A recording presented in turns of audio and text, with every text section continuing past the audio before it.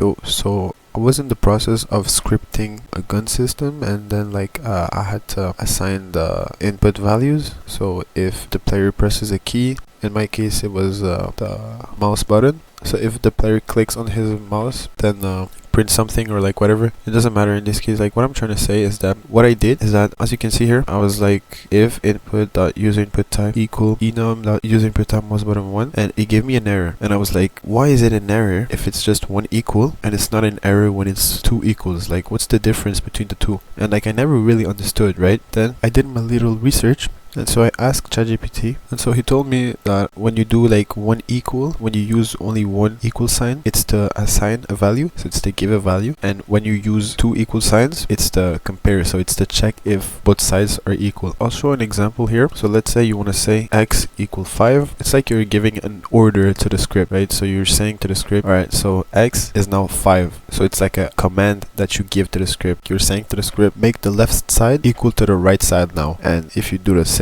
couple lines later, so if you do like x equal 10, now you're giving another order on the script, and you're telling it that okay, x is now 10, and the server has to obey you. So it's really a command, so remember that. But then for the two equal signs, it's when, for example, you want to ask a question to the script. So for example, you do local UIS, so let's say you reference user input service, then you do like a simple input begin function.